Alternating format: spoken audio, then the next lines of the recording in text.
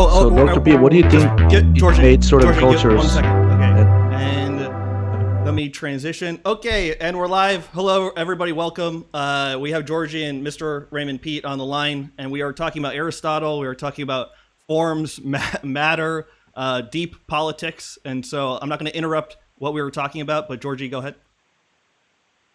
Yeah, I was curious what Dr. P thinks made that specific parts of the world amenable to such contradictory ideas. Basically, I mean, is it something in the way people saw the world in those different parts? I mean, the way people saw reality in those different parts of the world. Why would the Eastern Europe or like Eastern world be so amenable to change and so accepting of change, while the Western world will be like, nope. We're firmly controlled. That's the only theory that we accept as true. Change must be happening everywhere. Why would it take root in certain parts of the world and not others? In the 50s, I was considering the Horphian hypothesis that language, the structure of language that has evolved in remote history, that the structure of language contributes to that. But I fairly quickly realized that cultural things such as the difference between Aristotle and Plato in the available literature when people were just barely starting to get literate. The church was a force for literacy, and it happened that the Eastern Christian church got the good Aristotle literature, and the West was influenced by Platonism. So I still tend to think that there are slight differences from the structure of language. There's a linguist at Stanford who is the contemporary Horphian apologist. I think that can be seen in the difference between English and German, for example, and between, say, Chinese and Hindi. Chinese has kind of through use, it has reduced the superstructure of grammatical form and depends greatly on context. And I think that there's a noticeable difference between English and the older European languages with more context dependence in English grammar. Okay. Are you familiar with the ideas of the philosopher Ludwig Wittgenstein? Oh, yeah. I was... the thing I liked about him was that he numbered his paragraphs instead of trying to make a grand argument that progressed logically. He simply made statements and numbered them because he believed that every statement implies a metaphysical surrounding. And that I had been studying Bertrand Russell and the linguistic philosophers who I saw as being a way, not Russell, but the people who followed him and called themselves the language philosophers, like John Wisdom. I saw them as trying to sneak in the old Platonism entities, logical atomism, for example, which was Russell's word for it. Wittgenstein blew that up and showed somewhat a resonance with the old Leibniz, a universe being implied in every statement or every event implying the surrounding context. Right. But I mean, the thing that made impression on me the most is he said there's no such thing as private language. There are no private thoughts that cannot be expressed, and there are no private fields, as you said in many of your interviews. yeah, but uh, when when you try to work out the implications of there is no private language, uh, you're always guessing statistically that you're understanding that the other person. Uh, if you can't remember for sure that your own language is consistent and testable, when you look at the other person, you're just making a statistically sounder guess, but there's no essential difference between shared language and the private language. Once you realize that they all depend on memory and interpretation. Okay. Well, that's pretty interesting. Well, that leads me to the next question about you had a discussion with Danny about Lenin, memory, and matter. And basically, you said, well, Lenin kind of said that, knowledge is memory and it's coming from matter, but it's not matter, right? Matter is Mm-hmm. everything we don't know. So, what is knowledge then? I mean, if it's not matter, what is knowledge? It's the, um, the physiological present of matter, and the info is the matter itself that hasn't been incorporated into our perspective. Okay. So, would you say that knowledge is simply the structure of matter that we incorporate into ourselves? Yeah, it's living living matter, and it's always open to living a new phase, and that openness to new life is matter. Okay. The inflow is all we can say about matter, and Understood. it's not denying the materiality. It's saying that this is the living matter that is our consciousness, and that is that's like there's an internal fountain in effect. It's always going on, going ahead, becoming something else, and that's the nature of matter. That it's creating this constant flow of knowledge. Okay. So in another interview, I think again with Danny, you basically said that nothing is stored, right? Basically, how we feel about our memories and knowledge in general depends largely on thyroid function and metabolism in general. So if knowledge isn't stored, I mean, where is it? Like when we access a memory, so to speak, what do we actually? What does that process physiologically look like? It's some trace in our facial muscles, viscera, posture. Uh, we've worked through a series of reinventions, finding these pictures, which are arrangements of excitations, but we don't go straight to a picture. We work by inference and traces to reconstruct it. And so every time we bring up the past, we're creating a new past. Okay, so basically, so when we're remembering, we're partially recreating the memory. Yeah, it's always newly experienced. There's the idea that something is stored becomes part of that Platonist idea that it ends up saying that atoms are timeless entities, and can be accurately described only by changeless units of logic.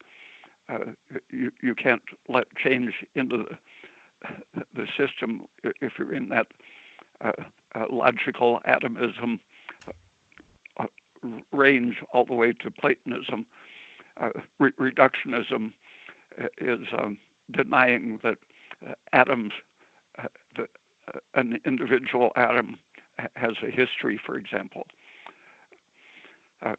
The memory as reconstruction is that we're like a whirlwind of consciousness, but the shape of our individual whirlwind is always ongoing, but it is moving ahead with some degree of deduction from our previous states.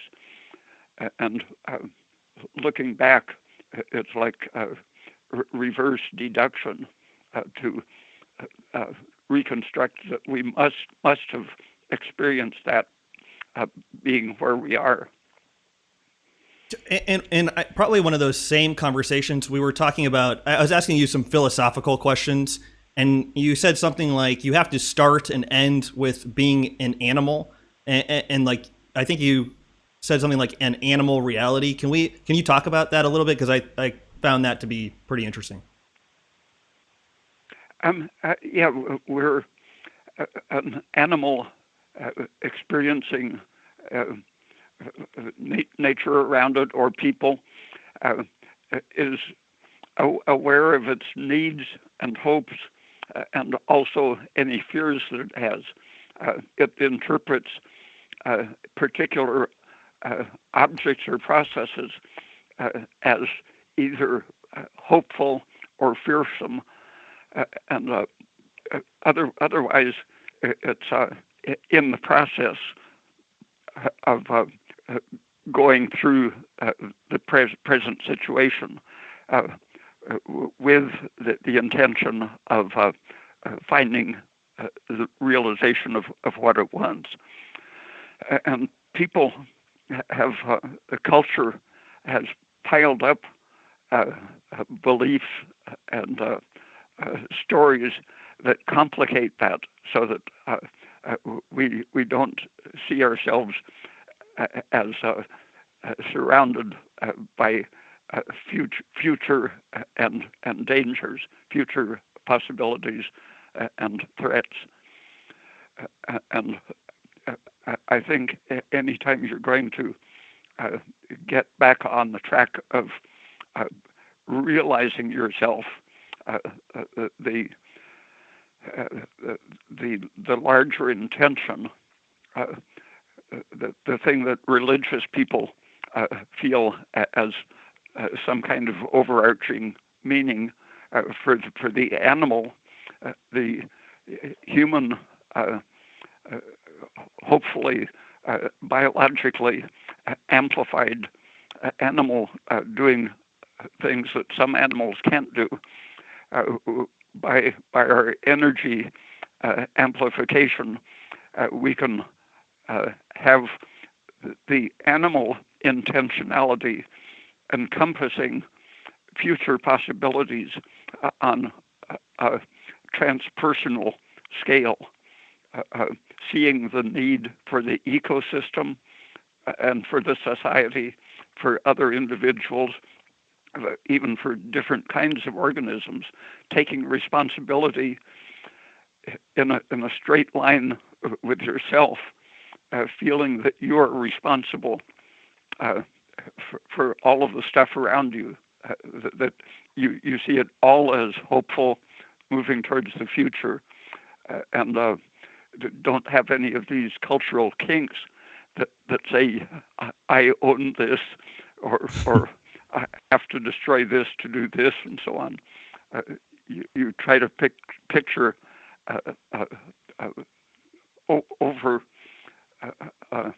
overarching series of meanings so that everything can get into a better future. Are you saying, sorry, like, are you saying like that amplified rate of metabolism is coexists with a sense of solidarity with other humans, like, or the Kropotkin mutual aid, assuming your basic needs are met? I see Kropotkin blending in with Vernadsky. Vernadsky saying that the flow of energy from the sun into the earth is trying the substance responding to that flow of energy is creating a living structural system that is assimilating and accumulating the interactions of the different levels of the ecosystem, permitting the optimizing the metabolism of the big animal developing a big brain and doing the things that are appropriate, like animals tearing through the jungle are improving the fertility of the system, not damaging it.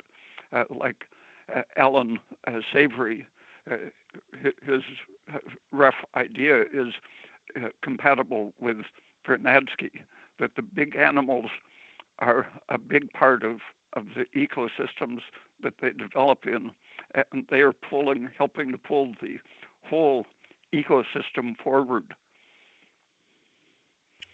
Because they're such massive energy dissipating structures? Yeah. Okay. A question on the being an animal in this world. Are you referring to basically the Pavlov's ideas of the first and second signal system? The first signal system being basically the animal raw perception of reality? Yeah, I don't see it as being strictly second. The first signal system, P.K. Anokan, who was a colleague younger than Pavlov, developed the picture of the consciousness in this unified sense. He called it the receptor of action, which you can't really separate the orienting reflex or the dominant concept from the receptor of action. It's the present state of the organism in a pictorial, space-filling model of the world. And the second signal system, in Pavlov's term, gets its structure by acting as names for structures in this receptor of action. Like you have a little three-dimensional holographic movie going on with your intentions cycling through this movie model of the world, and the words, the second signal system attaches to these each part of the model of the world has a naming relationship. Marx or Engels referred to it as a name of a ghost, but it's the language system gets its structure exclusively from this pictorial sort of model of the world, the receptor of action. Okay. Yeah, to me, I mean, the way I understood your book, at least, was that intuition was part of the first signal system, and then this capacity for rigid, analytical, abstract thought that felt like it didn't even need images. That was part of of the second signal system. And then the authoritarian mind and people with authoritarian tendencies tend to really emphasize the second signal system. In other words, purely abstract thought without any connection to reality, to the first signal system. Yeah, I did when I was studying psychology at the university. I did a survey asking people how they dreamed, as well as their waking thought processes, and I found that there were people who didn't know what it was to dream in pictures.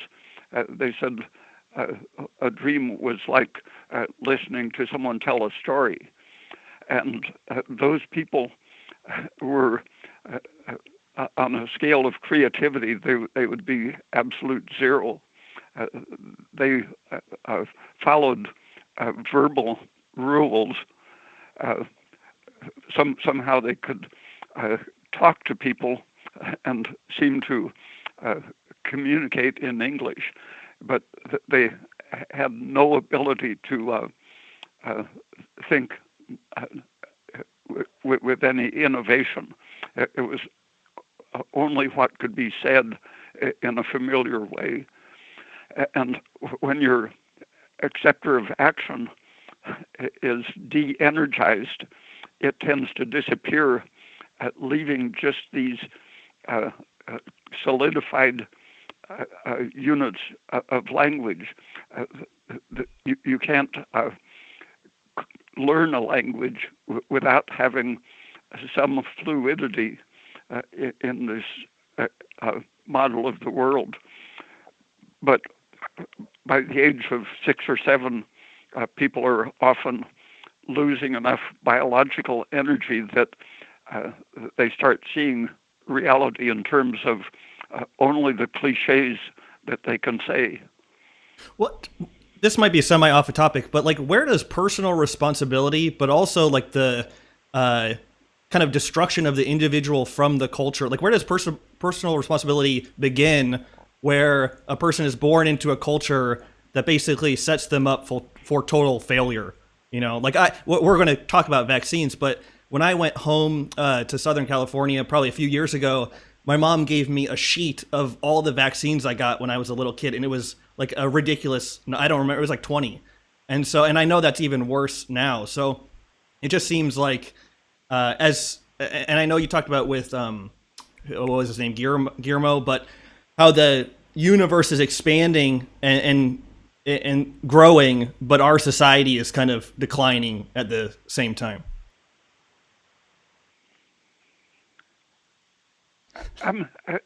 Yeah, you can see biological decline. I looked at the birth weight of different nations and the head size, and for much of the 19th and 20th century, birth weights and brain sizes were increasing steadily. 1980, several countries had an actual shrinkage of brain size or a growth in height with no growth in brain from decade to decade. So the cultural imposition really is literally shrinking people's brains now. Mm-hmm. I just read a few days ago, like Generation Z, like has a pretty high suicide rate. And doesn't look good. Yeah.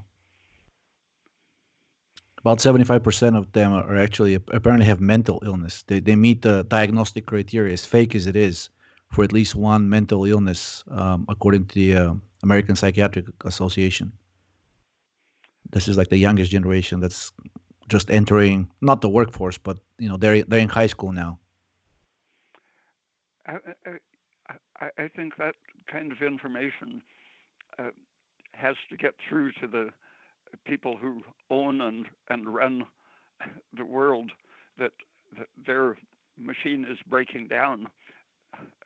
If they really take their ownership seriously, that they want to keep their wealth, they'd better start repairing the mechanism because the components are deteriorating too fast. Are there any grassroots kind of movements that you think have potential for really changing things? Like how likely is it that something from the top is going to change everything? Like kind of the elite psychopath type of people. I think it is most likely that it will be some disaster that forces it. Yeah. But what was the Diane Fossey, the degrowth thing? She thought like we would have to go through a primitive state or go back to a primitive state.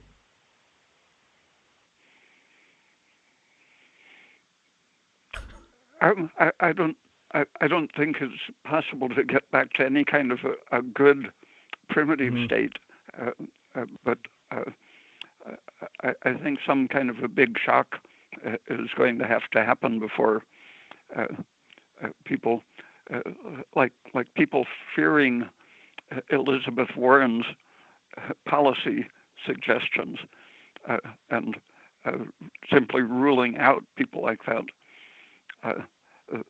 Both parties are committed to destroying the world, and so unless people start dismantling, preferably the Democratic Party, since there are still people who remember that there used to be policies connected with the party,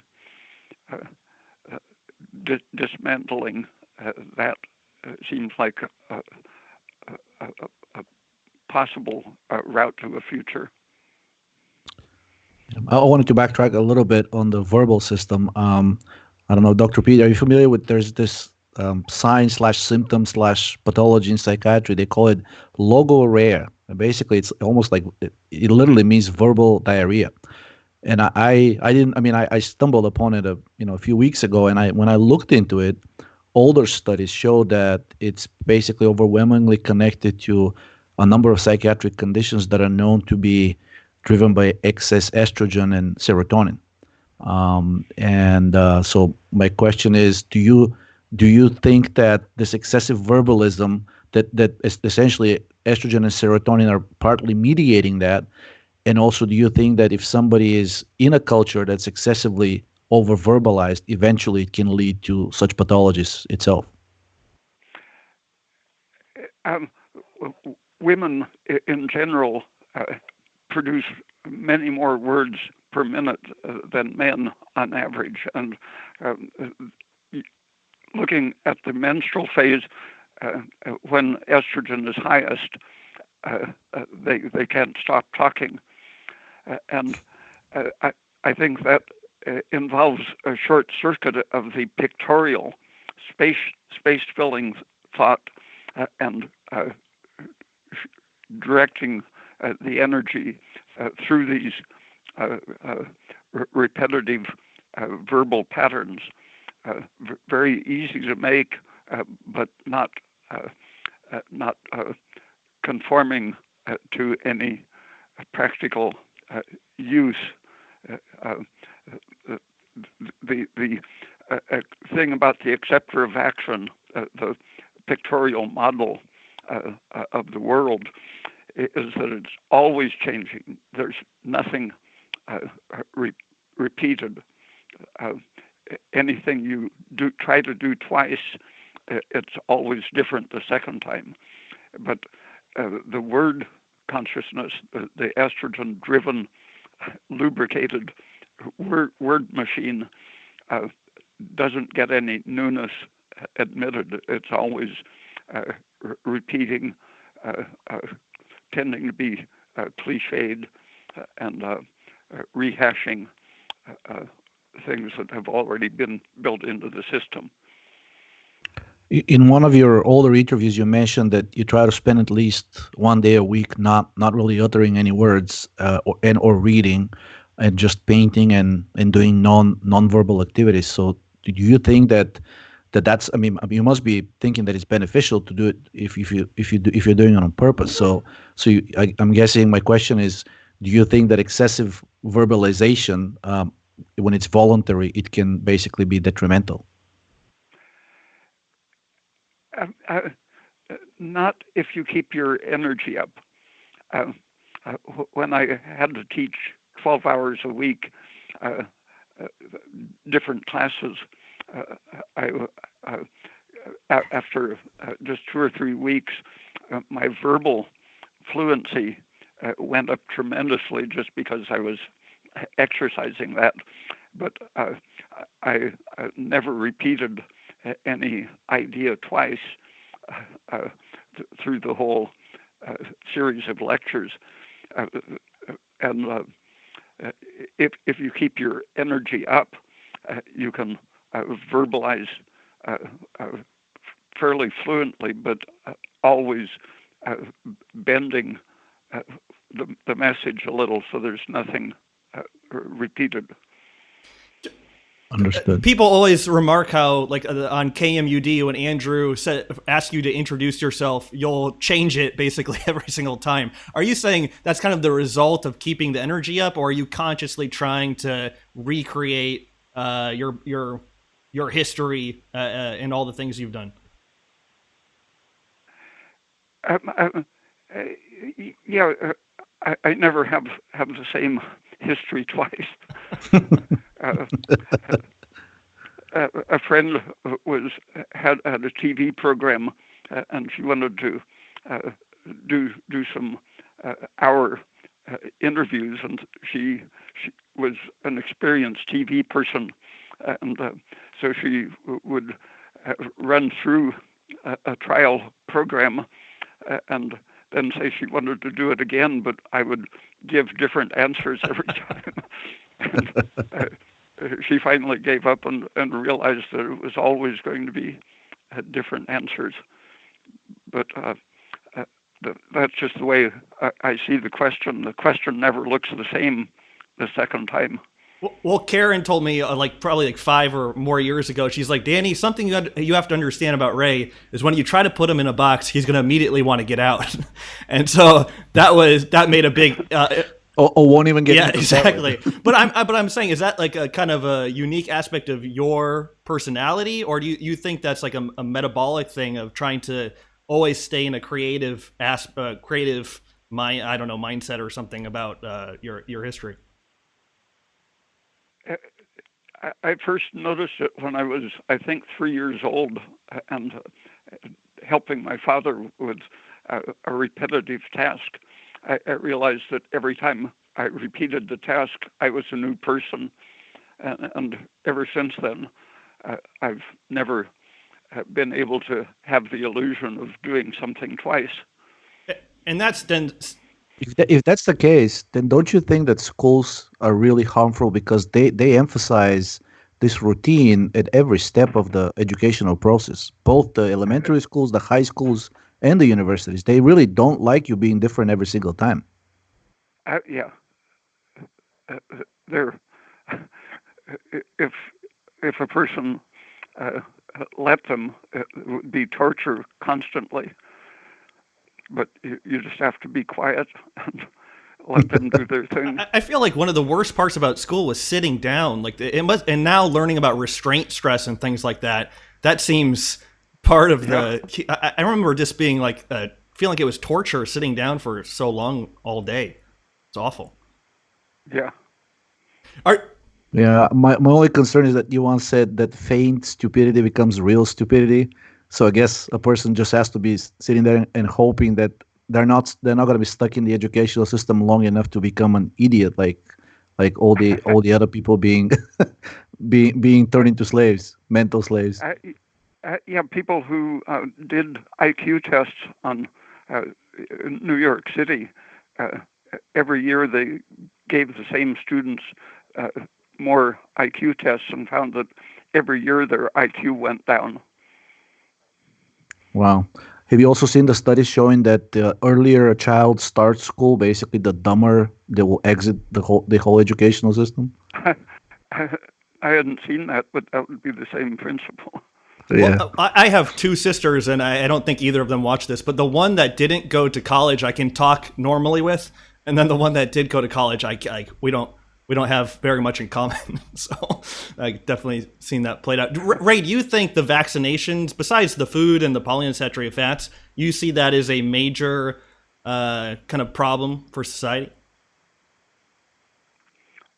Yeah, I hadn't, until fairly recently, I hadn't realized that kids are now getting 50 shots by the time they grow up. But Robert Kennedy Jr. Mentioned that until 1980, only 2.5%, I think, of kids, he said, had allergies. Starting in the 1980s, I think he said it was over half of the kids now have serious allergies. And if you want to create an allergy in an animal, you give it an injection. Intramuscular is ideal to include some little thing like an egg protein or milk protein or any of the various proteins that are in the culture media that they make vaccines in. So they are replicating animal allergy creation every time they give a shot.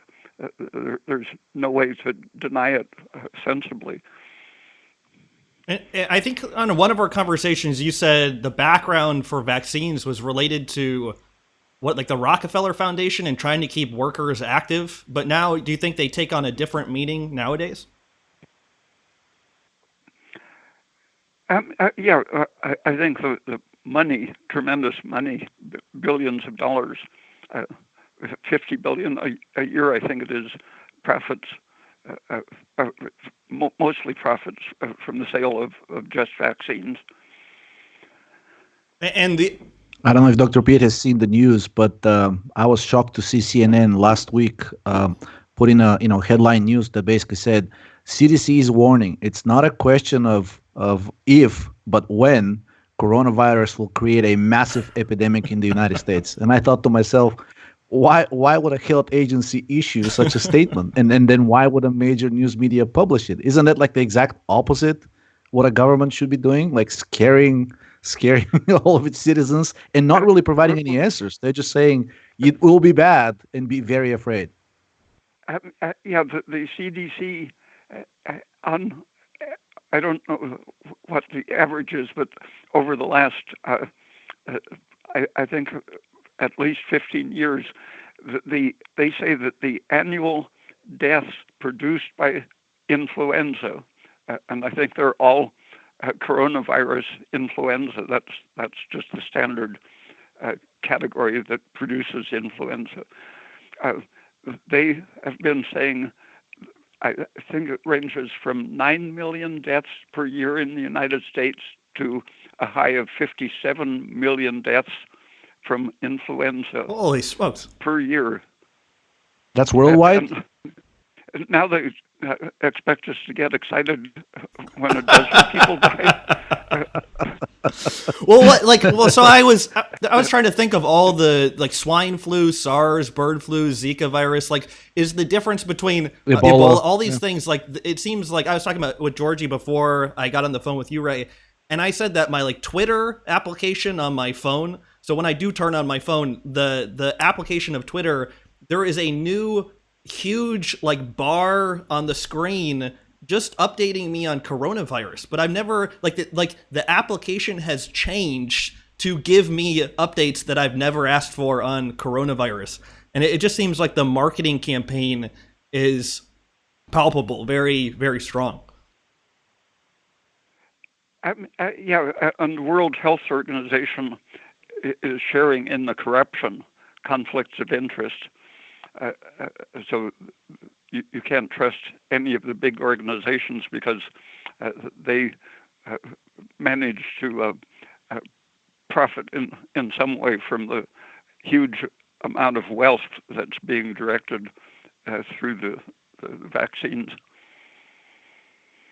I have a question about viral resilience in general. I was reading some older studies, and they were all showing that basically the more hydrophilic the cell is, the greater its susceptibility to a viral infection. And then I thought, okay, so doesn't that suggest that the presence of polyunsaturated fats in the blood would increase susceptibility to the virus? And unsurprisingly or surprisingly, there are quite a few studies published before the 1950s that made that exact same claim, that if you have high levels of unsaturated fats in the blood, they will increase the affinity of the cell for water and also for these viral particles. But if the level of free fatty acids in the blood are low, then cells were extremely resilient to even lethal viruses like the rabies. Yeah, that whole subject, polyunsaturated fats, it's worse than any organized crime campaign. Estrogen and polyunsaturated fats are gigantic criminal businesses, and the omega-3 fats are especially powerful in immune suppression, but they market that as being anti-inflammatory. Right. So my question was, like, basically, wouldn't something as simple as taking some aspirin and niacinamide essentially greatly reduce the risk of catching any viral infection? Yeah, I think so.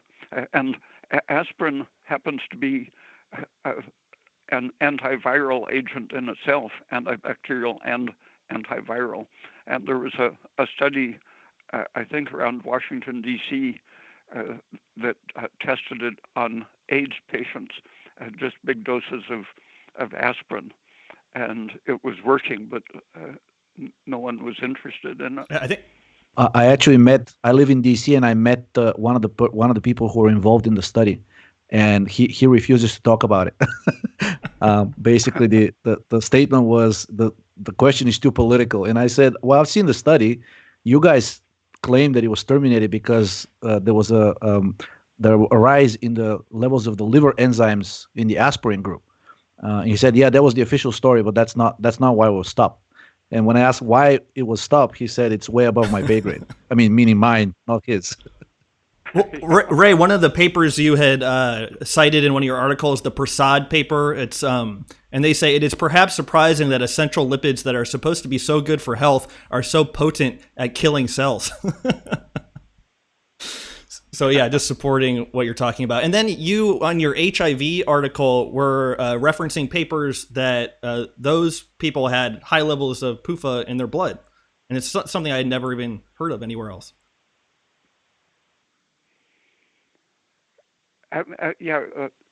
Immunodeficiency is a big thing apart from any virus. Sepsis has been growing along with other degenerative diseases, but young people never used to get sepsis practically, but now sepsis is affecting younger and younger people in bigger numbers, and I think it's largely the stress cumulative effects on PUFA.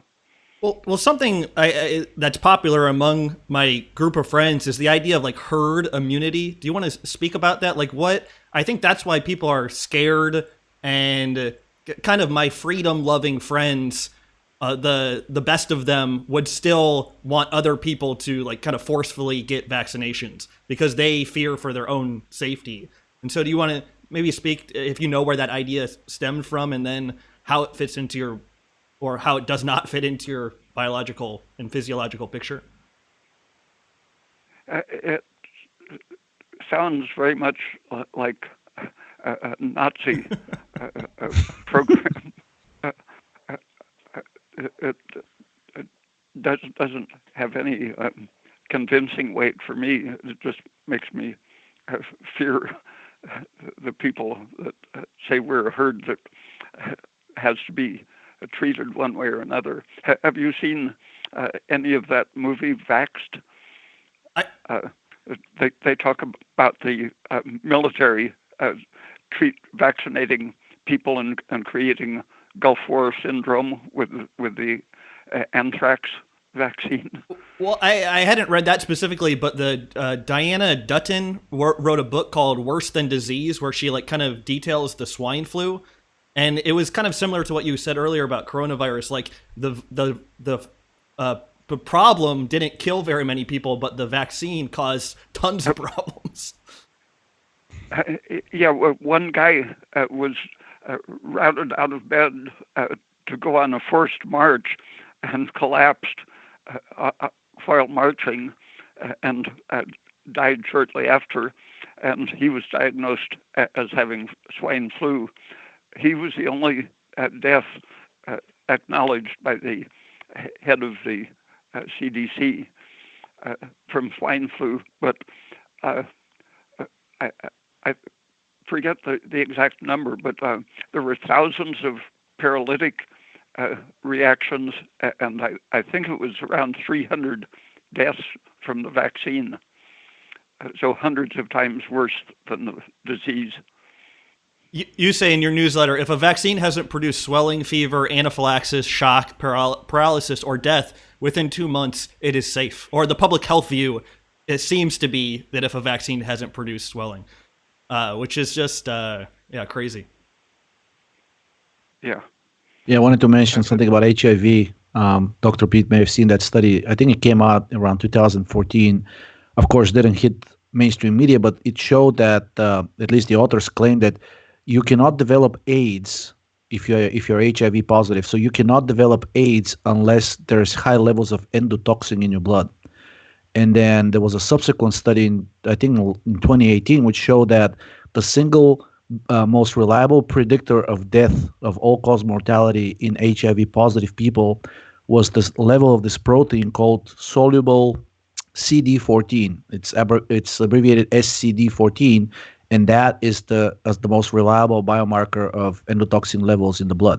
And for some reason, I never see virologists talk about the role of endotoxin in viral disease and multi-organ failure and in septic shock. Well, in reality, it seems like all of these things are directly caused by endotoxin.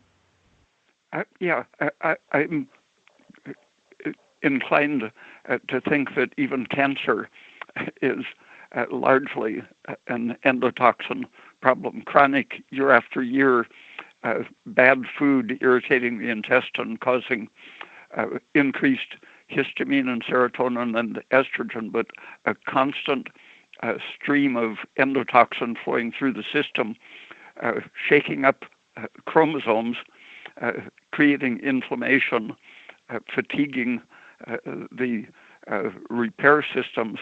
Finally, when the repair systems are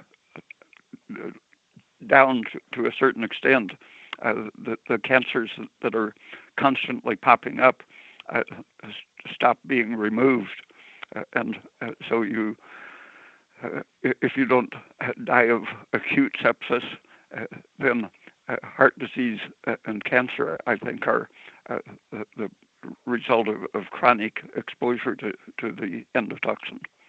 So would you say the specific organ or tissue where the cancer appears, the apparently localized nature, even though we know it's a systemic problem, the apparently localized nature is simply because that particular organ or tissue was the most energetically compromised? That's why it took a hold there. Yeah. Okay.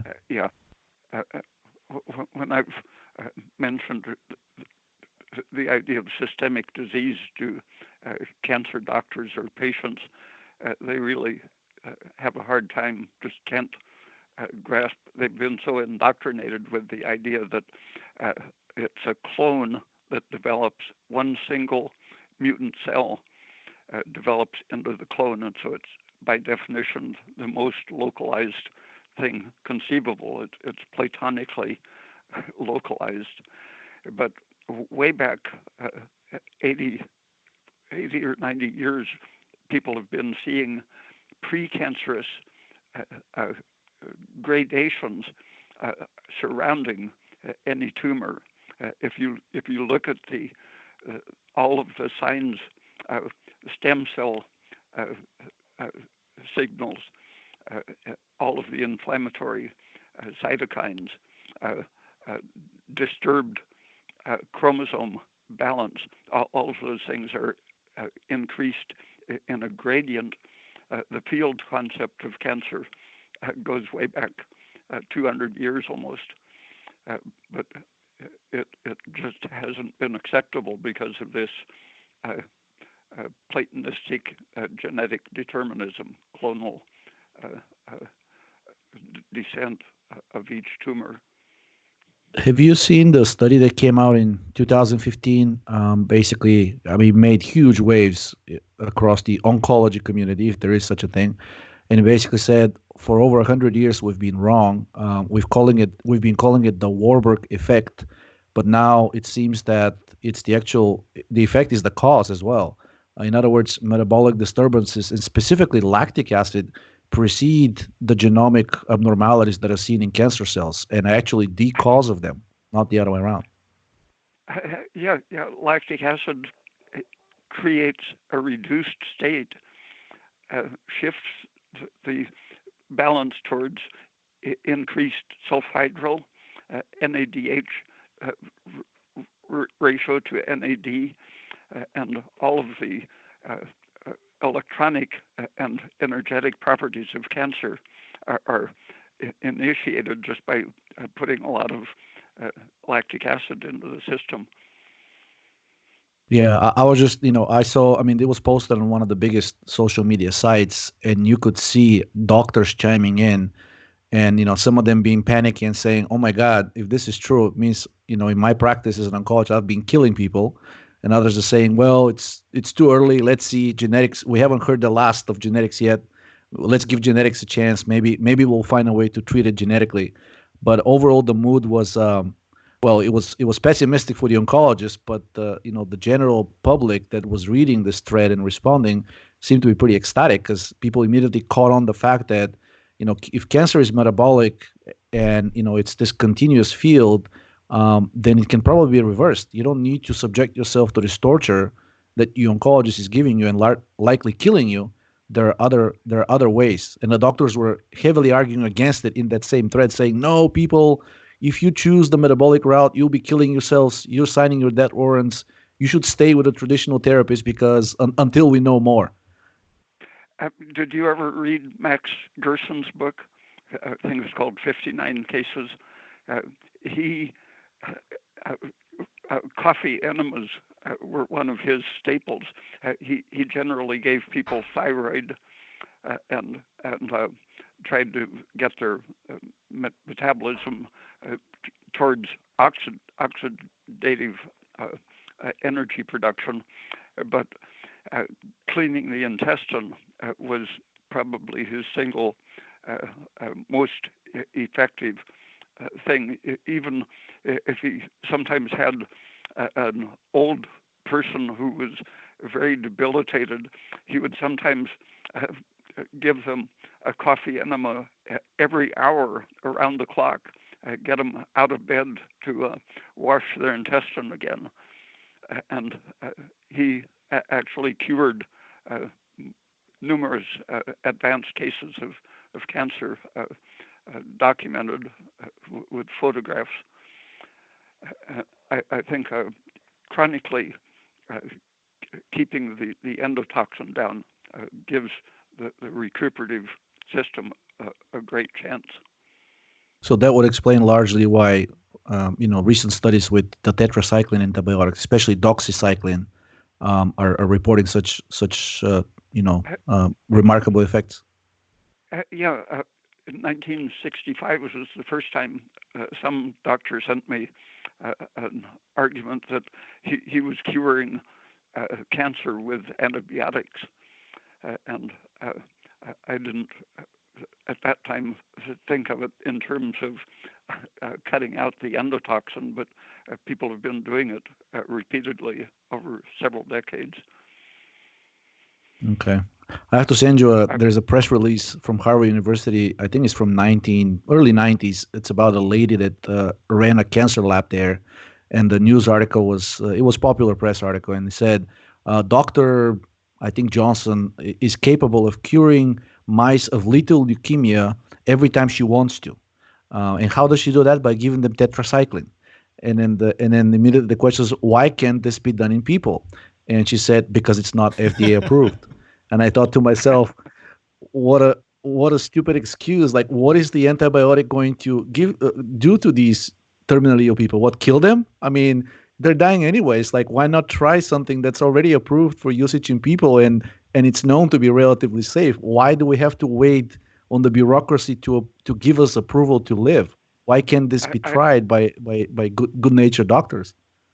I've known doctors who were declared imminently dying in hospital, and they wanted to try something on their own. The supervising doctors took their stuff away from them, wouldn't let them experiment, even though they were said to have only 48 hours left to live. They couldn't experiment on themselves. Yeah, I remember there was a neurologist who got a neuroglioblastoma, and he started injecting himself with some kind of a virus or bacteria to give himself fever because he read that fever sometimes, cure the cancer, and he was immediately declared mentally unfit. And they basically committed this doctor who used to work in this hospital. They locked him up in his own hospital and let him. He died like a few weeks later. Hmm.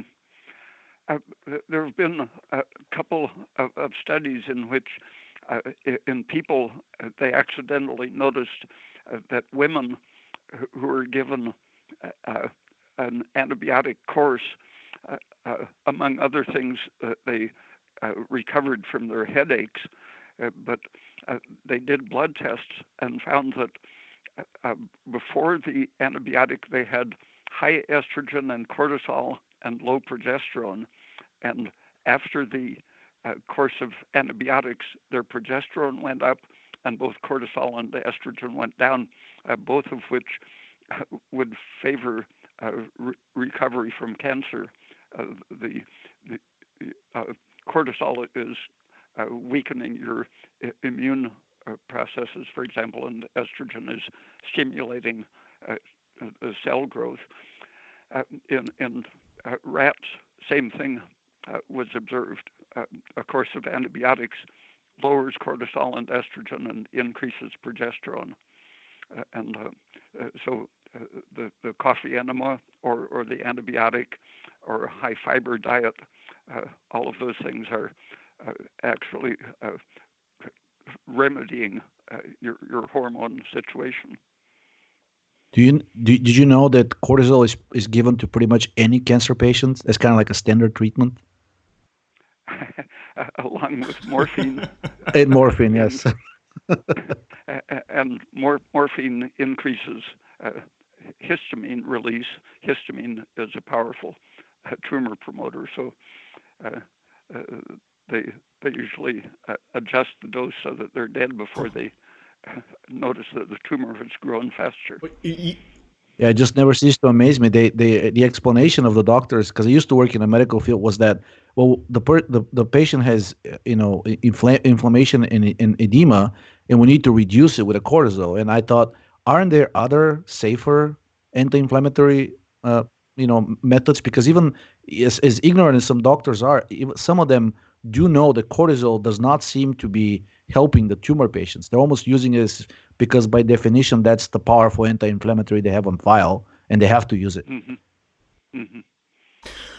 Ray, would you put Paul Ehrlich in the pantheon of people that have ruined science? So Weissman, Paul Ehrlich, and Ehrlich was the same guy that did the estrogen receptor stuff. Is that right? He popularized the whole idea of lock and key receptor specificity. Go ahead. That whole receptor idea is perfect for selling chemicals. Every chemical can have a receptor, and so it's perfect for the chemical industry. And the holistic, ongoing whirlwind picture of the organism, where, for example, a large dose of a chemical can have an opposite effect of a small dose. Those contradictory anti-receptor pictures are no good for the chemical industry. I have a question about the whole receptor thing. I'm sure you've probably noticed this yourself, but I looked at all of the hormones that are currently known, and then I also looked at the receptor and the receptor structure. There is a significant overlap in terms of the amino acid sequence and the structure of the various receptors. So even though, let's say, a pharmaceutical company may claim that they've developed this extremely selective, say, estrogen agonist, if you go back and look at the other studies done by other groups, you'll see invariably that this substance that they claim is extremely selective is invariably acting on other receptors as well. So my question is it even possible to develop a truly selective receptor compound, given that the various receptors have so much overlap? No, I don't think so. The whole idea of receptors is derives from Ehrlich, and I think it's just right down to its foundation corrupt. St. Georgi reviewed in one of his books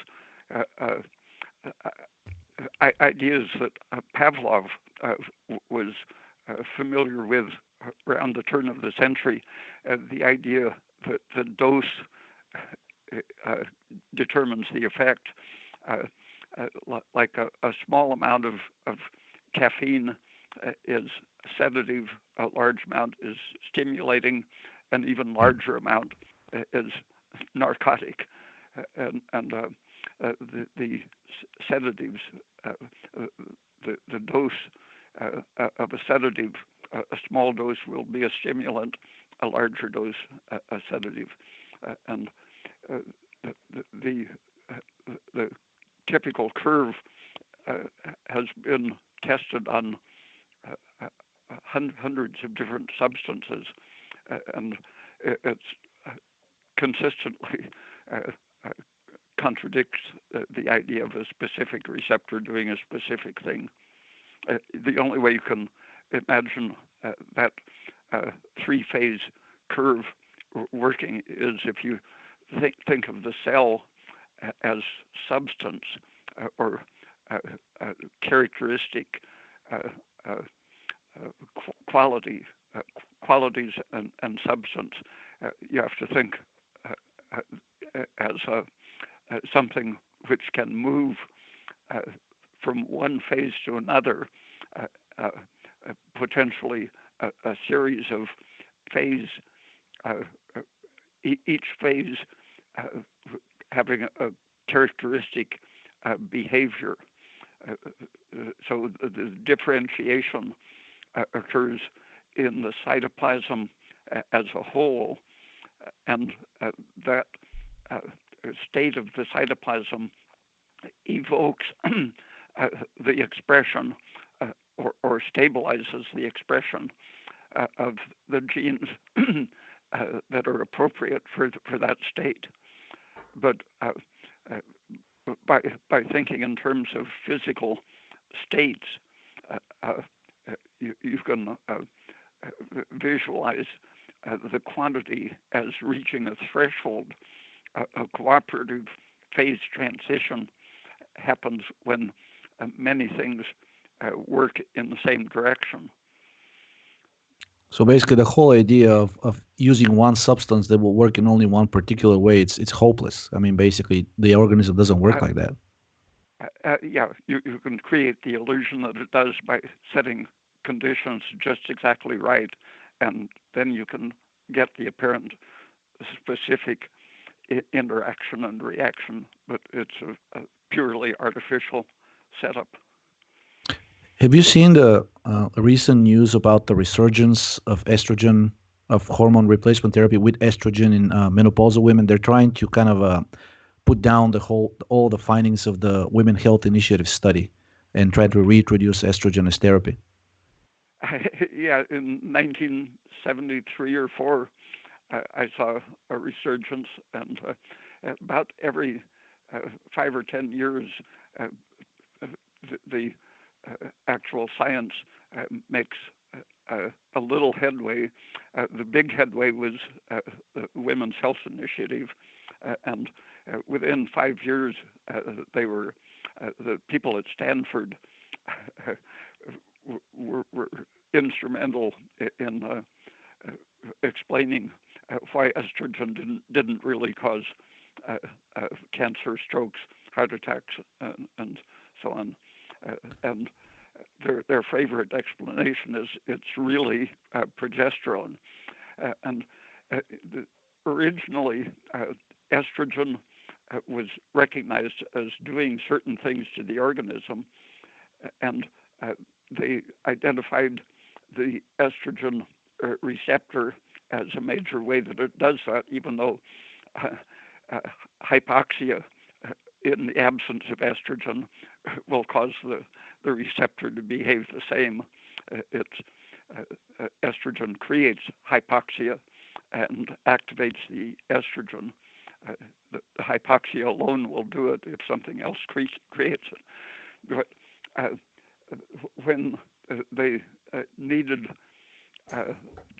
to explain away that estrogen does everything that it does, they discovered the estrogen receptor beta, and it turns out that almost everything that estrogen doesn't do, the beta does.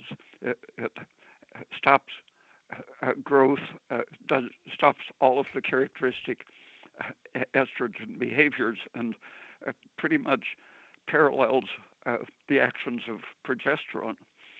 And progesterone now is divided into an A and B receptor, and the A receptor is activated by estrogen and inactivates the progesterone B. But they're just thinking wildly of ways that they can say that progesterone is responsible for all of the bad stuff that has been blamed on estrogen.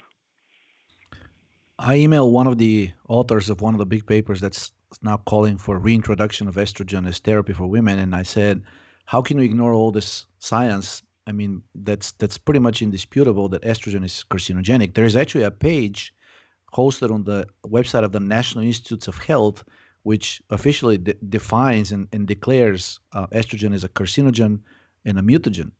And I said, well, your own organization, I think basically that person either used to work or works at NIH. I said, your own organization says that estrogen is this dangerous chemical. And he said, well, estrogen has non-genomic effects that are actually beneficial. And if we give it at lower dosages, it acts as a powerful antioxidant that will remove the need for people to take vitamin E and C, and it will give them all the benefit for heart protection without actually having the carcinogenic effects. Ray?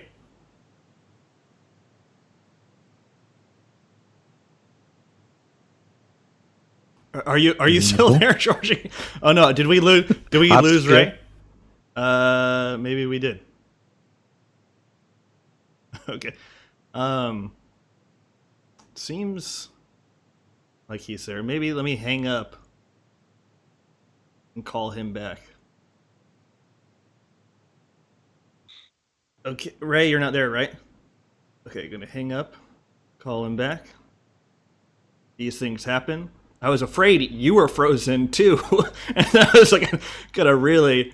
It's because I never move and never. I was gonna be like, oh man, I have a serious problem if everything just froze. That would be really not good. I think I finally bored Ray to death, and he's like, I'm done with this. You guys keep talking. Okay, let me call him back. Unable to add participant is unavailable. Is it busy? Does that mean it's giving busy signal or something? I wonder if he's trying to call back the number, which would, I think, be impossible. I don't know. We'll see. Okay, everybody, thank you so much. I think we have 250 people. This is obviously the most people we've ever had on here, so that is heartwarming. I never wanted to get Ray on until I felt real comfortable with the mechanics of the live stream stuff, and so I feel more comfortable with it, and so I'm happy to have this happen, and it's everything I ever dreamed of. So thanks, Georgie, and massive thanks to Ray. Let me call him back again.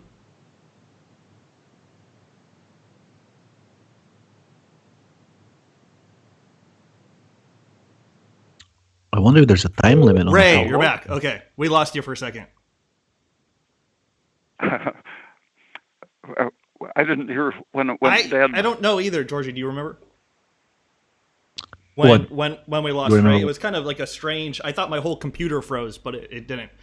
No, I was talking about the like the reintroduction of estrogen. I was talking to one of the authors of a big study that came out this year, and I emailed him and I said, "How can you argue that estrogen is good, considering that your own organization, I think that person works for the NIH, has a webpage which says estrogen is a carcinogen and a mutagen. So why would you argue that estrogen is needs to be reintroduced and given to women?" And he said, estrogen has non-genomic effects that don't involve the estrogen receptor and acts as a powerful antioxidant. So if we give it to women in the right dosage, they will obviate the need for them to take massive doses of vitamin E and C, and it will provide them with this benefit of cardiovascular protection and everything that these great antioxidants do. So I said, so how can you prevent estrogen from activating the these receptors that are causing cancer? And he basically said it's the dosage that makes the poison. So they're thinking that lower dose estrogen, it's going to be beneficial. But I remember you said in several newsletters said that a continuous uninterrupted exposure to a low dose of estrogen is probably more harmful than getting estrogen spikes like every few days or every few weeks. Yeah, that was Alexander Lipschutz from about 1938 through the 1940s. Did many animal experiments showing that even very small doses of estrogen, unless they were interrupted with progesterone, were carcinogenic not just to the uterus and breast, but to the lungs, kidneys, brain. Every organ would eventually develop an estrogen-induced cancer.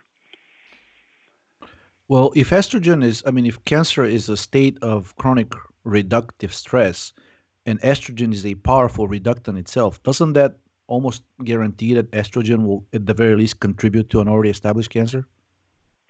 Yeah, I don't know of any case where it doesn't. Okay. To change gears a little bit, Ray, I feel like you're getting more popular on YouTube and Twitter and things, and people say all sorts of things about why you do what you do. And so maybe we could just take a second to say, like, why do you do what you do? Like, just from your own words, because so many people just basically make up things. And so I was just curious about your position on that. As part of my understanding what I'm doing here in the world, checking ideas and looking for new perspectives, checking what people believe, and trying to avoid the bad interpretations that lead to bad actions and results. It's all just part of the same process of looking for something to do. And maybe just an elevator pitch of your general hypothesis, like the what you say on the front of your webpage, the idea that energy and structure are interdependent at every level.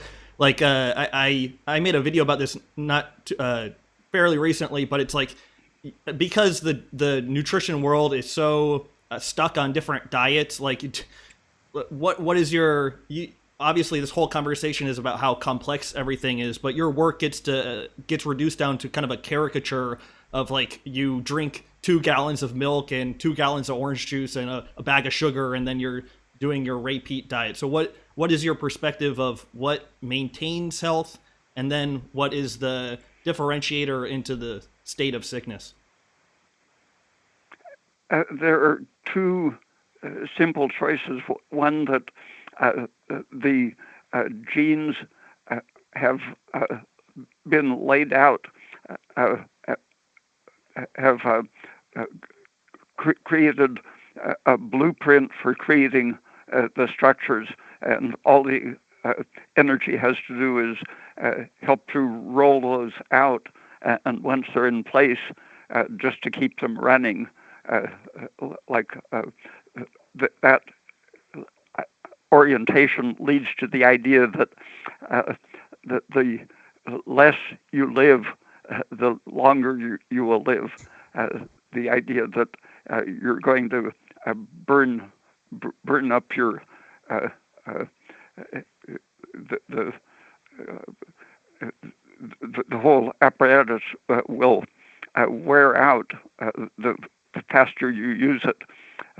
That all comes from the reductionist idea of a machine laid out in genetic blueprints.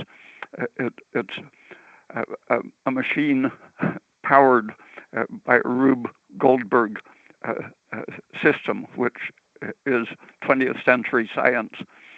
And the other picture is the developmental picture that energy flowing from the sun through the atmosphere is creating structures, that the flow of energy itself generates structures, and the faster the energy flows, the more complex the structure becomes, and the more energy is saved in the system in the form of complexity of structure. And the efficiency increases, but the waste is part of what is powering it. You don't have to think in terms of the efficiency of the system, because the energy flowing through the system, even though the oxidative apparatus is getting more efficient, you're building a bigger system faster than the complexity and efficiency accumulates. So it's the speed with which you can waste the energy while responding to it, building your complexity, that is holding up the whole structure. And it's simply a picture of an ecosystem responding physically to energy. It doesn't violate any of the known physical laws. It uses them in more intelligent ways than the Rube Goldberg science of membranes, genes, and so on. And then you feel like you're following it, like this is not some idea that you cooked up on your own. Like you feel like you're following in a tradition of people like St. George, like Otto Warburg, like Koch, and others? Yeah. Even earlier, J.C. Bose was one of my first inspirations.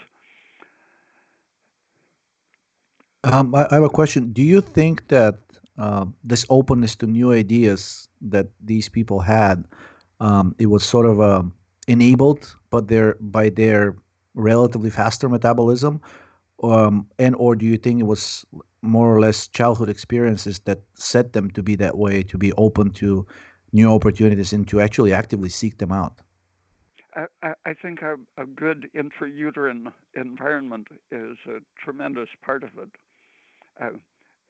You can, like Katharina Dalton's patients, the older kids of her patients had 95 average IQ, and just by treating the mothers with progesterone, her patients' kids had something like 135 average IQ.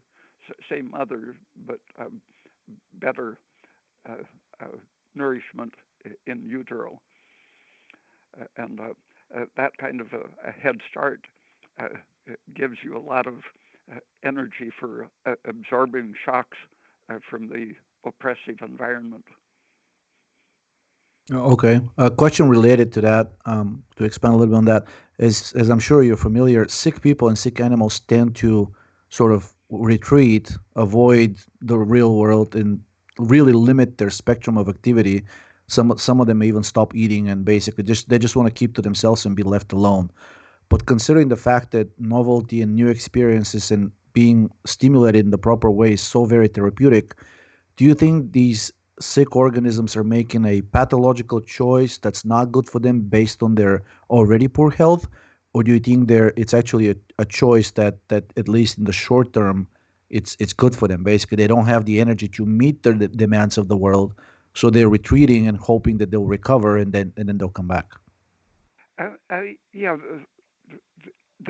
usually there's something specific that has happened. They've eaten something or caught an infection, got poisoned, and retreat and let the body repair itself. It's that Paracelsus was one of the first people to put it into practice, where he put his pharmacological preparation on the sword that caused the wound and spared the patient the medication, and discovered that patients recovered much better without the medication.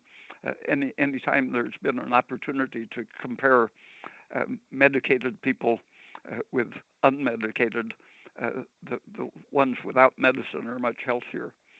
So if, like animals, we could just take a week or two to retreat and maybe have a milkshake now and then, people would be much healthier, more likely to survive to old age. So I guess initially would be beneficial to retreat because you want to recover your energetic resources. But do you think that over time, if this becomes a chronic sort of isolation, self-imposed, that over time actually becomes pathological? It starts to hurt health because you've retreated so much from the world. Yeah, there are people who do that, but they need new opportunities, is what, and the culture isn't rushing to give them healthy, new, interesting opportunities. In many cases, actually, they retreated because their doctor told them to. It's they say stay in your room and until I call you and tell you it's okay to get out. To bring it back to politics a little bit, like Ray, you think there's a way forward with the kind of the system that we have at the moment? Like you see glimmers of hope. Like I remember when you were talking to Gavin for that interview on politics when Trump had just been elected. Like it seemed like, okay, this is different, but then over time he seems to have been absorbed into the same kind of stereotypical problems of endless war and things like that. But you do see a glimmer of hope in that whole system? Do you know who Ann Coulter is? Mm-hmm. I think of her as the personification of Goonie reactionary philosophy. But weirdly, she has made some of the most insightful comments about what's going on now. That, for example, comparing Bernie and Trump, she pointed out that the very things that he campaigned on, but didn't exactly fulfill, keeping us out of war, taxing the untaxed corporations like Amazon and the banks, and stopping immigration. Bernie has identical policies to what people were perceiving as Trump's campaign promises.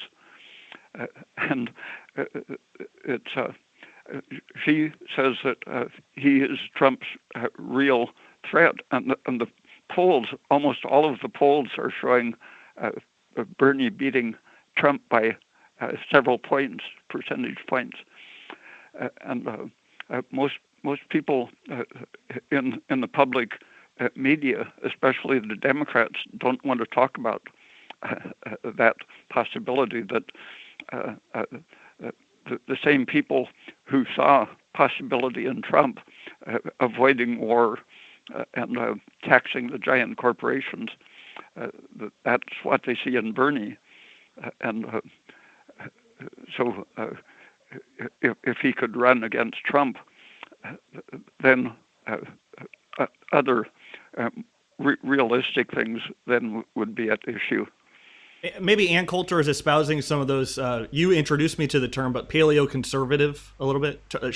Some of those ideas. Yeah, I don't know what really went through Ann Coulter's mind, but it was more perceptive than I've seen any of the Democrat liberals doing. Yeah, the paleoconservatives are very consistent on avoiding war, but some of their policies are really dopey.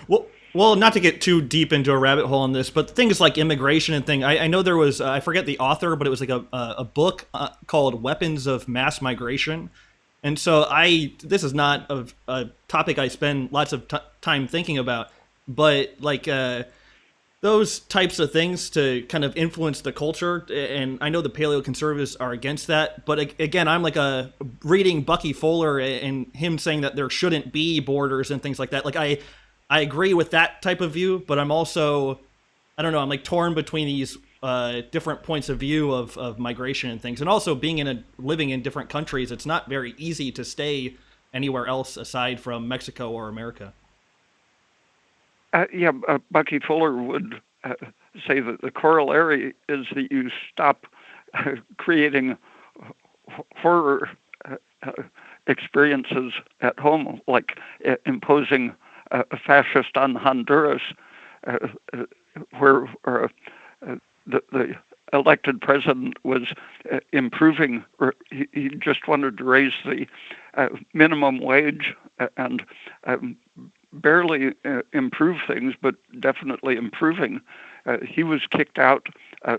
Hillary Clinton oversaw putting a fascist in, and all of the progressive labor people trying to get a minimum wage. They're being murdered. Environmentalists are being murdered. And so obviously it's an improvement for them to try to get in the United States, but simply stopping the oppression of third world countries would stop the immigration, improve conditions. Hondurans would rather live in Honduras with a better standard of living than going to the U.S. and looking for work. Erdogan in Turkey is following the Muslim Brotherhood, Al-Qaeda, allying with Al-Qaeda, and ending up creating more refugees and trying to send them to Europe to force Europe to send an army in to give Syria to him. If you simply stop supporting the murder and the oppression in places like Turkey and Honduras, you would stop the immigration problem. And that's from the imperialist U.S. war machine. Yeah. I think it's more than the U.S. involved here. I think there are a number of imperialists in this world that are acting in concert with the United States, and often actually spearheading the war in certain places of the world, even more than the United States. I mean, Russia and Turkey, just as you said, Dr. Peat, and France and Germany, they all have competing interests in the Middle East. Israel, of course, Saudi Arabia, Iran, right? So the United States gets a lot of the blame being the largest empire of them all, but I think there are plenty of other countries that are at least as evil, and in this specific case, probably even more so than the United States. The number of soldiers maintained in other people's countries, the U.S. is by far the leader. Yeah. So I have a question for you. I mean, given everything that we've talked about so far, and politicians getting elected and then getting mired in the very swamp that they pledged to drain, and I've read history, maybe definitely not as extensively as you, but I don't know of a single case of an empire that got reformed. Do you think that this empire or any empire can be reformed? All I saw in history was empires either expanding, reaching their peak, and then either sort of like gently fading into oblivion or collapsing almost overnight. I never saw a case of a peaceful, semi-peaceful, or even constructive reform of an empire. I think Trump theoretically uh, had that in mind, controlled collapse of the empire, withdrawing the army uh, more or less quickly. But the imperialists in the military, for example, don't want to lose their power. But if Bernie could actually run against him, I think between them they would possibly recruit more supporters for bringing the empire down fairly quickly. And what would that entail in your view, bringing down the empire? Would it be simply end of the world wars that the military machine has started, or would it mean of a more do you mean a more radical social change at home? If you freed up the Pentagon budget, for example, 90% of it, putting the U.S. on a scale with other big countries, that amount of money removed from military destruction could far more than finance any kind of Bernie Sanders programs, free college, health care for everyone, good education, health care. Okay, I just don't see the powers that be relinquishing that war machine, because that is the source of their power. And whoever gets elected, in my view, will be either undermined politically, or maybe even worse. Maybe this country has already seen an assassination of a president, and apparently, if you believe other historical sources, attempted assassinations on other presidents that weren't playing ball. I read the JFK, The Unspeakable. That gives a very close view of how Kennedy was backing off from the empire, and they didn't want him to back off. I think even the Trump realizes that same mechanism being in action, and he has his own Secret Service, for example. The Secret Service pretty obviously was involved in killing Kennedy, and Trump knew enough to have his own private security rather than the Secret Service. Was his, so I didn't know that much about Trump, leading up to the election, but his bailout from some Rothschild family member, and then his close association with Sheldon Adelson, were there clues that he was not going to follow through with what he was talking about? Because he seems to be a totally co-opted, and again, like you said, he's not doing the things that he originally promised to do. He has repeatedly tried to sign the agreement with the Taliban. Pompeo keeps sabotaging it, but Trump keeps going back and trying to keep the withdrawal on schedule. So I think more than anyone else in the government, he is making efforts to shut down the war system. And then, how does somebody like Pompeo rise to power? The guy is a total nut. I just listened to some of his speaking, and It's just, I know it's nothing new, but it's like shocking to even hear him talk about his kind of machinations and things about what's going to happen in the future. The Armageddon crowd was in Reagan's government too.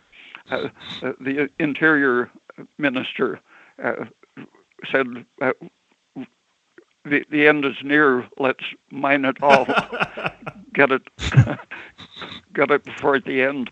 Well, that really seems to be the premise they're all operating on, is that the end is coming soon and nothing matters, so that's why maybe that validates endless war and things like that. So that's literally true of a lot of those people like Pompeo. Yeah, I wanted to tie in health and the collapse of the empire.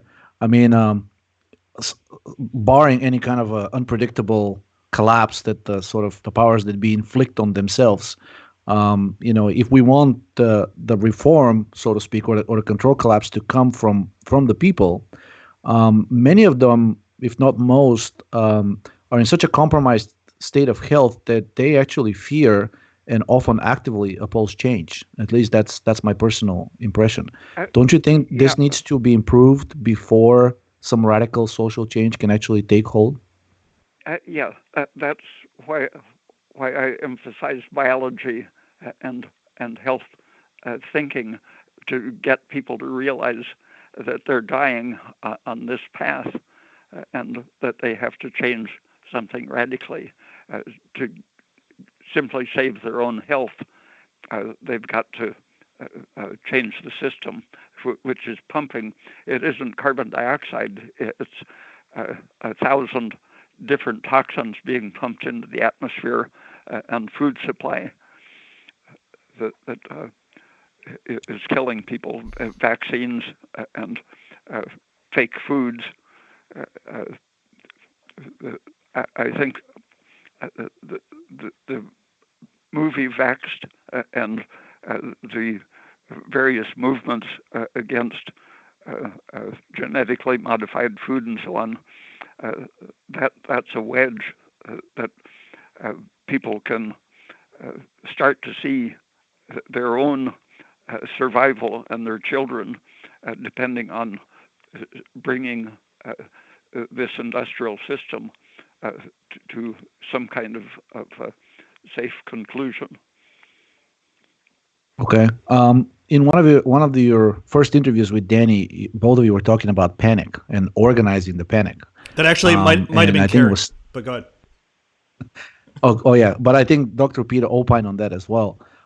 So let's say the average person on the street, you give them all this information. They say, okay, I see it in my own life. I believe you. I do understand that the system is killing me, and I'm shaking with anxiety because I don't know what to do.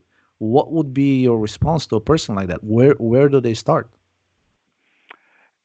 Getting organized, and that's exactly where the power system exists. Is any impulse towards organization gets interrupted.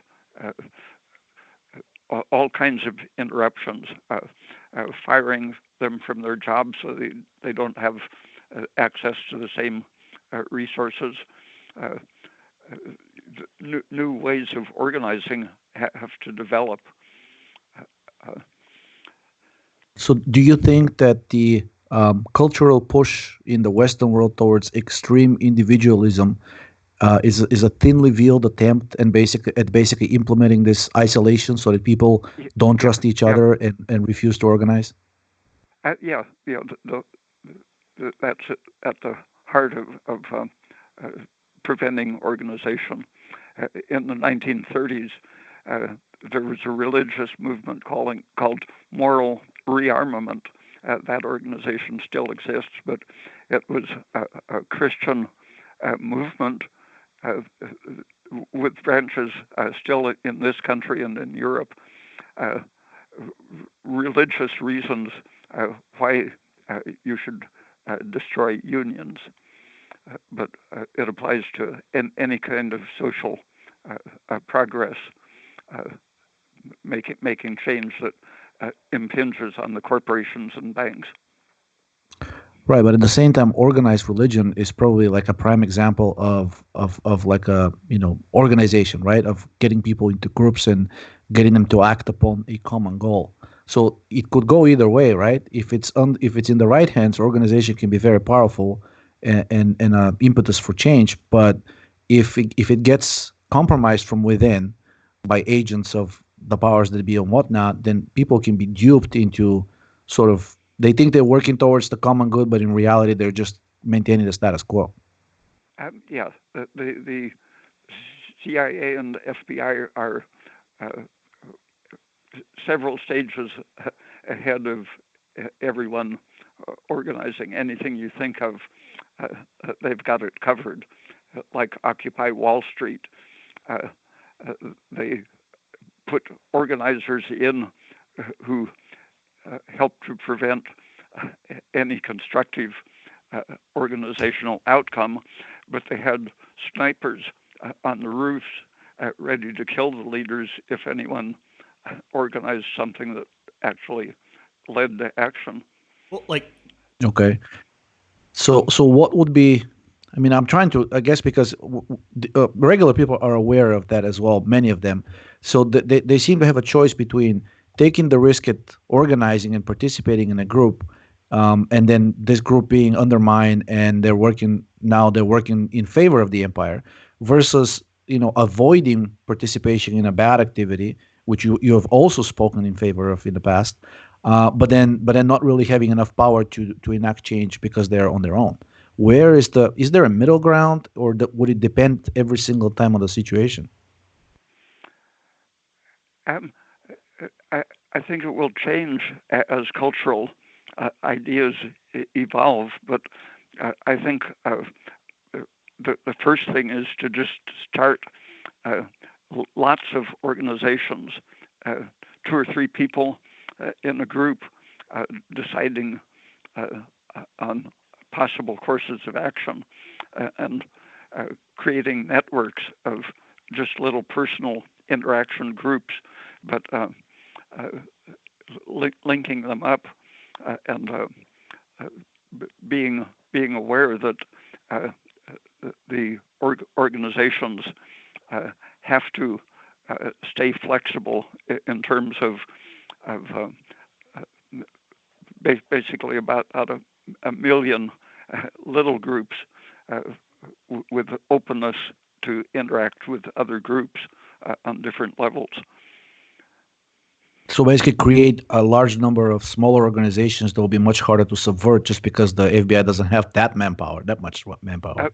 Yeah, they've had, I don't know, maybe 1 million people attending to breaking up organizations. But if you have 2 million little groups developing, it will overwhelm their manpower advantage. Like the communists used to say that for every actual Communist Party member, there were 2 or 3 FBI agents. Yeah, I think that's what sounds about right. Well, it seems like the FBI's ability and the CIA's ability to infiltrate movements is like COINTELPRO and I don't know if Ruby Ridge and promoting domestic terror and stuff, or getting people to do things they otherwise wouldn't do. Like, what was that famous quote that like the FBI is behind most terrorist attacks in the U.S. or something like that? Yeah. Yeah, that has been documented over and over. The people throwing rocks in demonstrations are usually local police or FBI. Yeah. What was it? The Ferguson am I thinking of the right place? But there were provocateurs like breaking windows, and they were flown in on planes to go like cause havoc during peaceful protests and stuff. So yeah. And like in the Ukraine, there were snipers shooting both sides. And then people are so politically charged that they can't kind of see the forest for the trees, and then so it's like this bad ideology on top of the corruption and the infiltration of both sides. Yeah. I want to talk a little bit about consciousness. I let's don't know let's if we're done with yeah, politics and let's what. finish politics. Let's talk about consciousness. So we're up to about 2 hours, and so Ray, I don't want to keep you all day. Let's kind of end on consciousness, and we have like 250 people listening right now. So Ray, Georgie, thank you so much for making this possible. Obviously, a special live stream. So yeah, go for it, Georgie. Yeah, in one of your books, actually, I think it was the Mind and Tissue, where you said that consciousness at its very basis is the orienting reflex, right? So Yeah. my question is relates to physiologically, what does that look like? Because there have been a number of studies coming out recently that are saying that medicine and neurology have been looking at consciousness the wrong way. They're calling it the hard problem of consciousness because by analyzing the brain and all of the interactions of the neurons, they can't possibly explain the richness of personal experience, and they're calling this thing qualia. And now they're proposing that maybe it's consciousness that's fundamental and it's a property of matter. It just varies in terms of its complexity depending on the object or the piece of matter that we're actually observing. So there's an ancient Hindu proverb which says that the spirit of God sleeps in stone, dreams in animals, and awakens in men.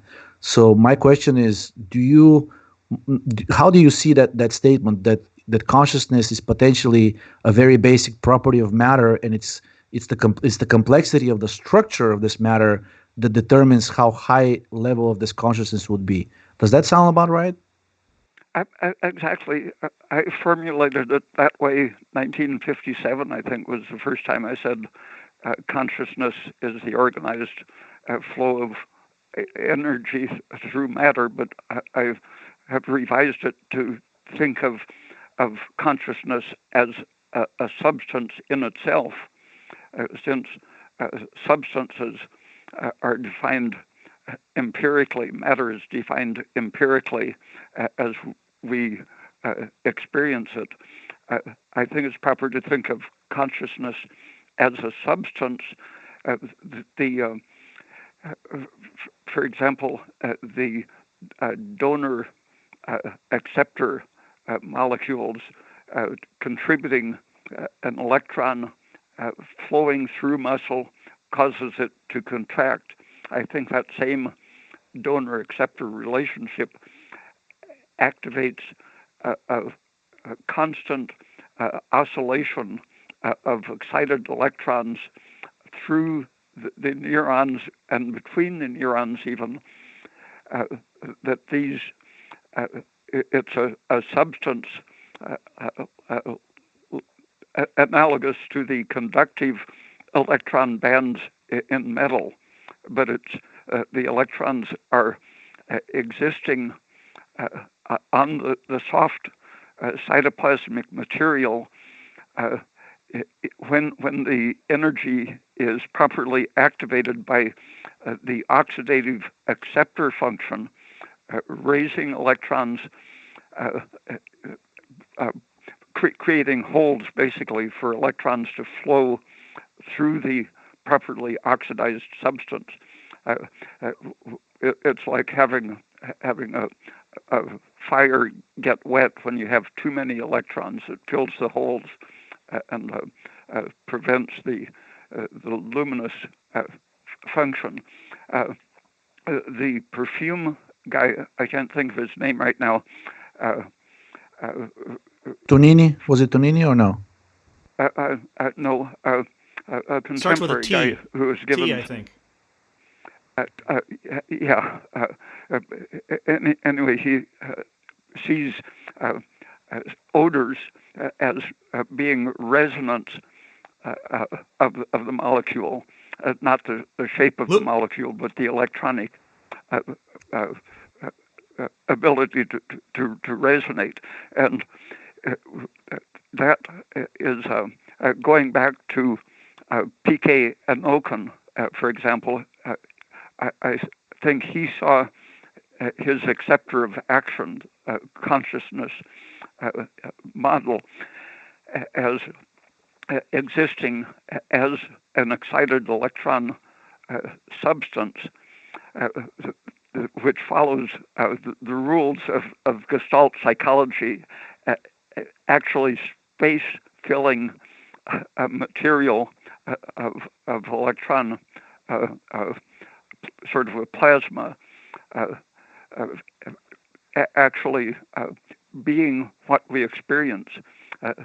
The light that we experience as red, white, blue, green, and so on, I think there is actually that frequency resonating in our brain tissue.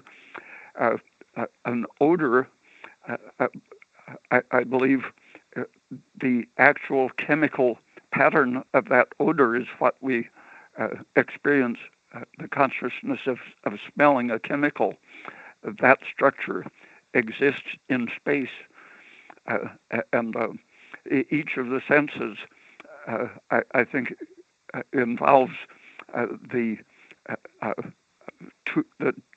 certain frequency or energy level of the electrons, so that touch has a limited spatial ability. The vision is the one that tends to be coherent, forming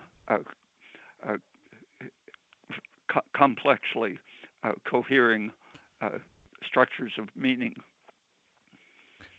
So if I understand it correctly, as a result of metabolism, there is a directed electron flow from food to oxygen, right? And that donor-receptor relationship causes the molecules in the cells to vibrate. And if they vibrate at the same frequency, I'm guessing certain amount of like a minimum, I guess a base number of neurons, if they vibrate at the same frequency, that creates a resonance field, which is, I guess, the basis of consciousness. And the qualia, yeah. In one of his books, P.K. Anokan goes through a series of articles showing that the mechanical behavior of the auditory nerve, for example, can't carry the information that we actually experience flowing in on the auditory nerve. He has various arguments showing that much more information is carried per second than nerve firing could possibly account for. So it isn't information, it's actually the substance that we are experiencing. So given the infinite richness of experience, and the infinite richness of qualia, wouldn't that imply that the brain cells will be capable of resonating in almost any frequency in order to reproduce that infinite richness of reality? No, the frequencies have to be tuned very exactly. And something like the psychedelics can, in effect, create new, more extensive pathways, but I think the frequencies are all the same. It's just lubricating new connections that become richer. So you're saying potentially the same frequency could create the experience of the color green, and then a different type of resonance, but with the same frequency, could create the experience of listening to Mozart or something like that. Yeah, the green comes in all degrees of saturation. Mere green or a psychedelic full spectrum green with meaning. It resonates over into the feeling of religious meaning, or the intensity of the meaning.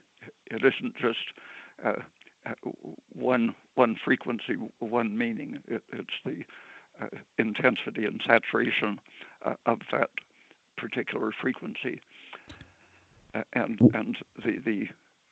then the architectural structures built on those. So you could perceive Mozart or Beethoven almost at the level of descriptive, rational listening, or you could have a full energy flow, like a hi-fi consciousness, where everything, all of the senses are resonating full intensity. So basically, the range of frequencies that the brain is capable of producing is limited, but their combination is infinite. So that's what. Yeah. Okay. Yeah. I see. According to Anokan, the auditory frequencies we're actually transmitting the full range of frequencies, and a young person can actually experience all the way up to 35 or 40,000 cycles per second, like a porpoise, and those are actually tuned processes of the electrons resonating at those actual frequencies, and the frequencies of nerve firing are nothing really related to consciousness. They are like the infrastructure of maintaining energy production and substance distribution, but the experience is floating over the infrastructure. So speaking of resonance, I'm sure you're familiar with the publications of Rupert Sheldrake, I think is his name, about the morphogenetic fields and how we are essentially tapping into the same pool of knowledge, and any single person learning enriches that pool of knowledge, and then any other person could actually tap into that and sort of get access to that new knowledge. He's in this morphogenic tradition going all the way back to Goethe and earlier, but it's the actual living side of science, not the abstract militarist Platonist side of science. So if two people are resonating, so to speak, if their consciousness are resonating and almost merging in a sense, is there a limit to the distance that these people can be separated with in order for this to occur? Or is this like a global universal phenomenon no matter where these consciousness capable pieces of matter are? Puharich, did you ever read any of his books? Andrea Puharich? I haven't. He, I think, makes a satisfactory case for the whole Earth resonance, and I think that the communication can probably be called carried on like a carrier wave on the Earth's resonance frequencies, modulating. I think each brain can modulate that carrier wave of the Earth's electromagnetic field. So the Schumann resonant frequencies could potentially be those carrier waves that allow for the unification of consciousness of organisms on Earth? The Canadian psychologist who invented the God helmet, an electronic helmet that stimulated the brain so that people had religious experiences. Persinger, yeah. He suggests that we're tapping into the planetary carrier wave. Okay, so since we're on the sort of like resonance of consciousness in distance, as you've written many times about David Bohm, and I'm a great fan of his work and writings, he was writing that it's actually a universal consciousness that we're all part of, and there is a guiding pilot wave / carrier wave, of which all of us are minor offshoots. I didn't hear who you said. David Bohm, the quantum physicist. Oh, yeah. And he was basically saying that there's two kinds of order, the implicate order and the explicit order, and then the explicate order arises out of the infinite implicate order in a creative manner, right?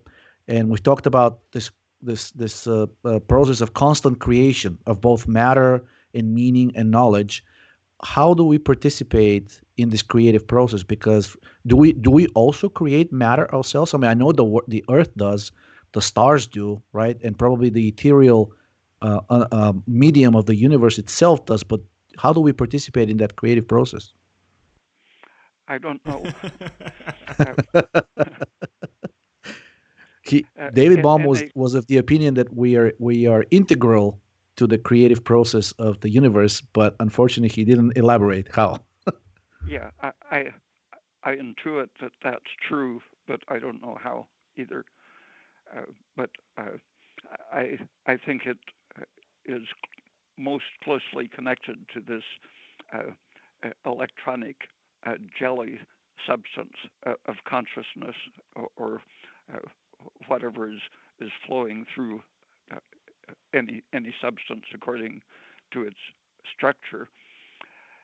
But the N.A. Kozyrev noticed that uh, entities in the universe, stars, planets, moons, and so on, were emitting energy in proportion to their mass, and he believed that the passage of time was a source of energy. But that simply says that energy comes out of the system, whatever matter is. But he didn't have all of the planet's mass accurately connected to what was known about their emission of heat. But just in recent years, that was about 60 years ago he wrote that, but just in recent years, the satellites have measured the emission of the outer big planets and found that there is an anomalous energy that corresponds to the mass rather than their position from the sun. So it's a big confirmation of Kozyrev's idea that the mere passage of time and any mass is going to be emitting energy. So it's like we're all a fountain of energy of some sort. And So a question on Kozyrev and stars, because actually that was the top question that I was going to ask you tonight, and you brought it up yourself. As you know, he did a lot of experiments on measuring and creating time based on different processes. So dissipating processes that basically emit heat, he said that they produce time, and that other processes that are sort of dropping in temperature, they can actually accept time, they can absorb time. So what do you think time is in terms of a physical entity? um, my best guess is that Horace Dudley was right, and he described it as the neutrino sea. At that time, neutrinos were thought to have no energy, but he proposed that they do have energy, and that they associate with matter according to its mass, and that so-called nuclear energy is converting, in conventional thinking, converting mass to energy, or in this view, it's simply being through time, passing through time as a mass that allows these neutrinos to interact. And crystals, Horace Dudley suggested that the crystalline structure of matter was in some way in charge of how the neutrinos resonate. That there's a space-filling resonance of neutrinos corresponding to the orderly arrangement of crystals that he suggested could cause nuclear reactions to occur unpredicted. And simultaneously with his proposing that theory, an experimental physicist named Anderson observed that a monolayer of carbon isotopes on aluminum foil had a non-random nuclear decay.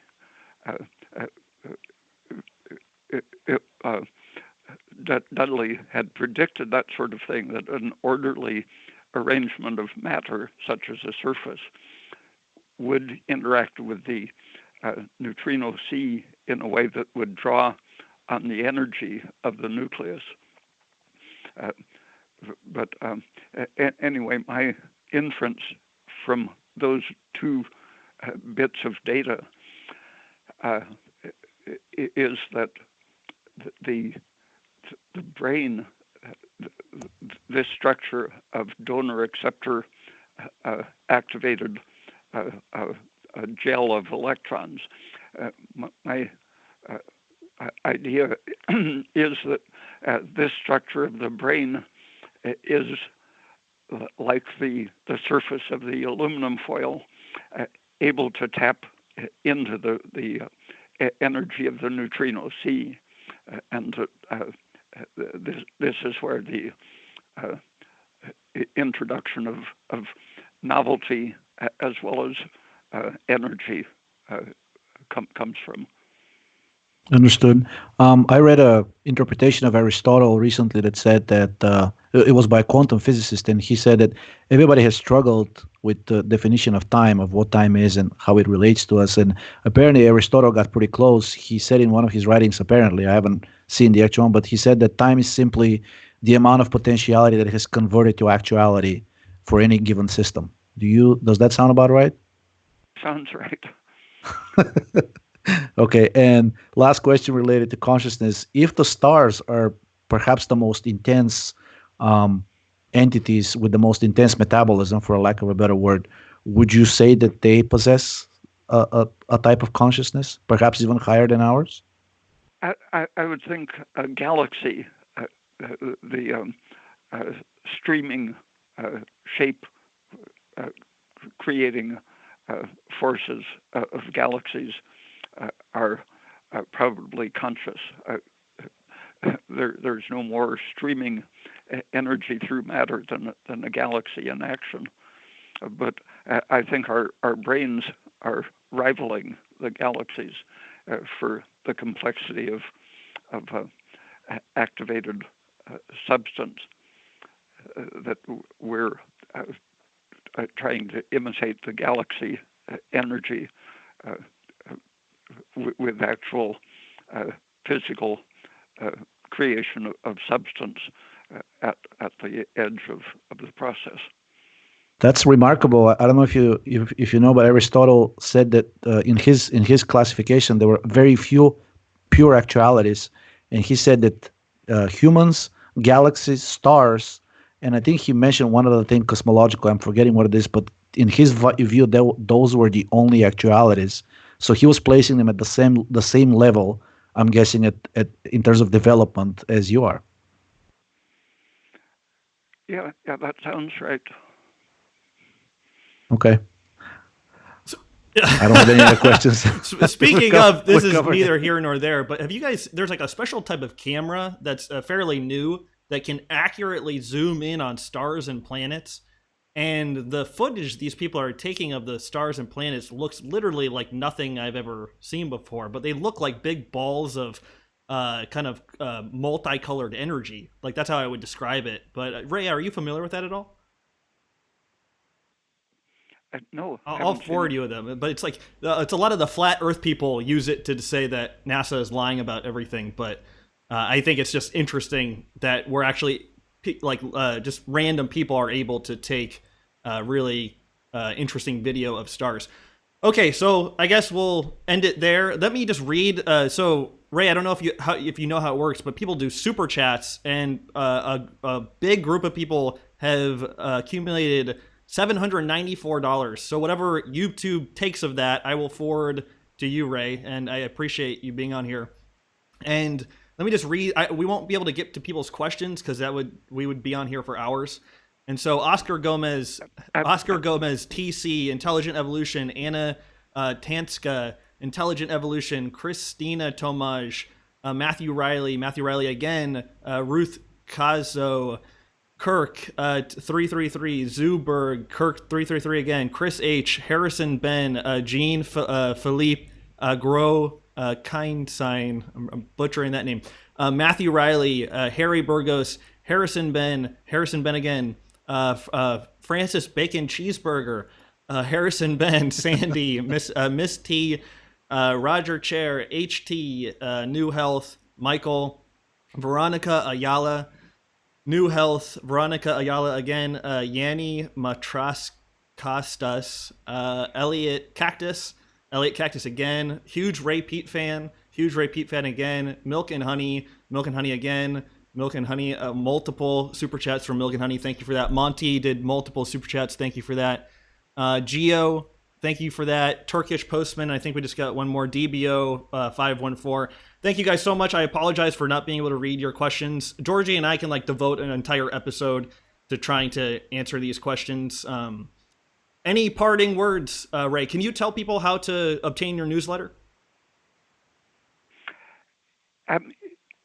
You can email Ray Peat's newsletter at gmail.com and see if you can have people come up with ideas and create new organizations.